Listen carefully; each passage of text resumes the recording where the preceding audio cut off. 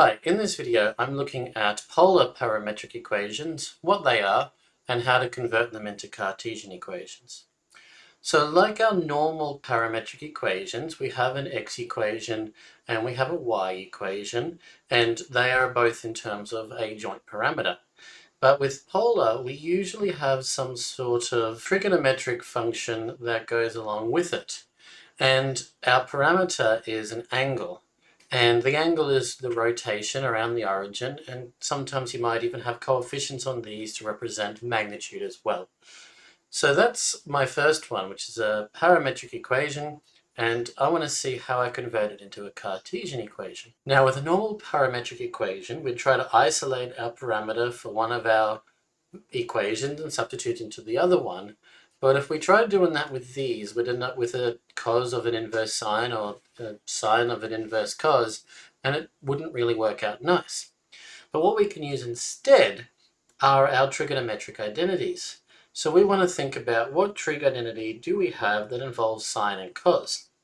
Well, there's not really one directly that involves sine and cos, but there is one which links the two of them together, involving cos squared and sine squared. So if I look at that one, my trig identity in this case, I'm going to have a look at, well, I've got cos squared plus sine squared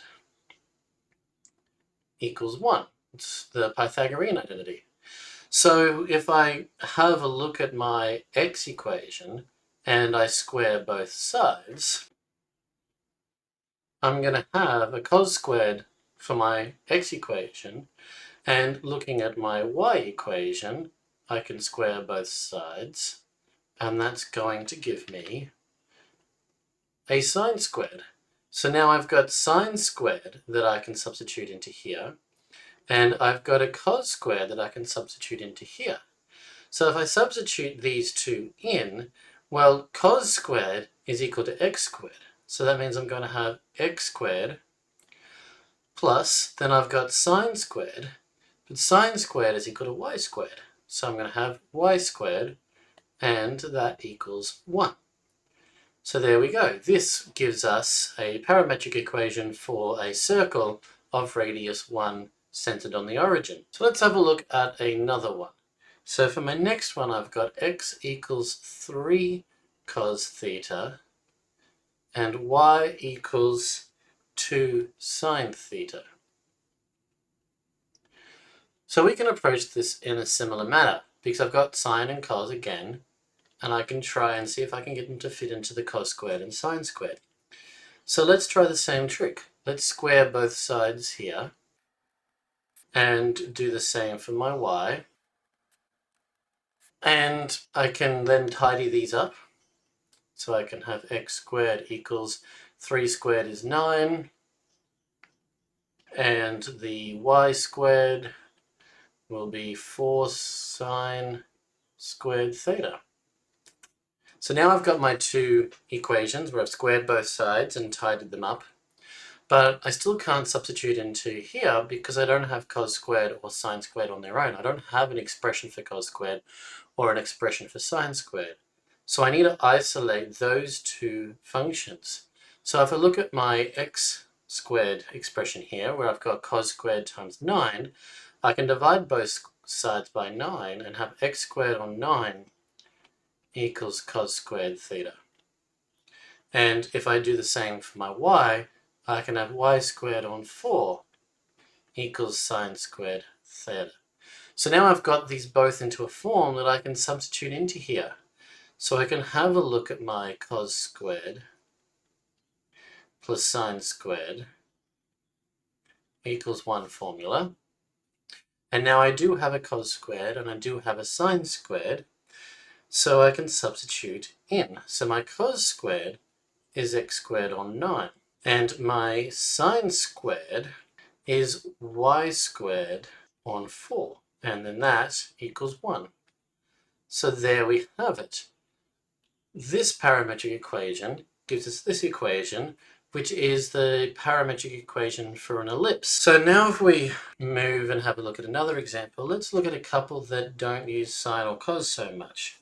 So what if I have this question here, where I've got my x is 2 secant theta, and my y is tan theta. So we're going to do this the same. I just need to find a formula that has secant and tan in it, or an identity.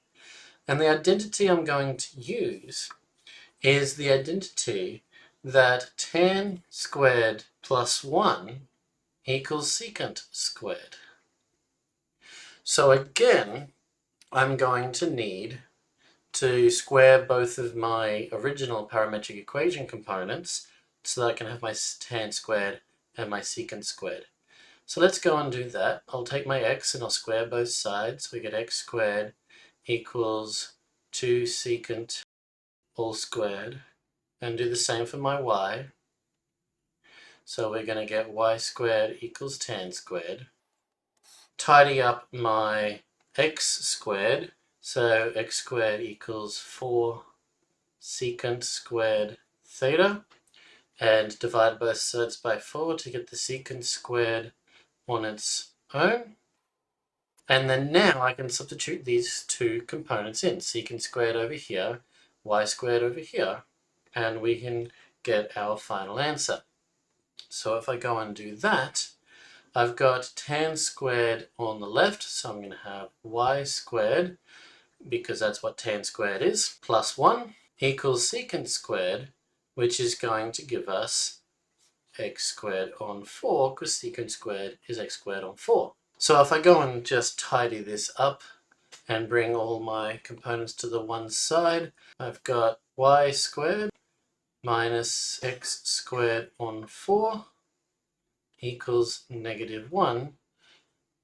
And this would be the equation of a hyperbola. And if we just look at one last one, we've got x equals sine theta and y equals cos 2 theta. So now I've got a double angle along with a single angle. So I need an identity that has the double angle for cos and the single for angle for sine. And that is an extension of our double angle identities, which gives us that cos of 2 times an angle equals 1 minus 2 sine squared of the angle. So I've got cos 2 of an angle, which is y, and I've got sine of an angle, which is x, but I need sine squared. So that means that I need to square both sides of my x component to get sine squared equals x squared. And now I can substitute my components in, because I've already got cos of 2 of an angle, that's just y, and that's going to equal 1 minus 2 lots of whatever our sine squared was, which we worked out to be x squared. And so if I look at this, I've got the equation of a parabola for this equation. So there we go. If you have a polar parametric equation and you need to convert them into a Cartesian equation, you use your trigonometric identities to make the connections between the sines and the coses or any of the other trigs that are involved. Substitute them in, tidy them up, and you'll get your answer.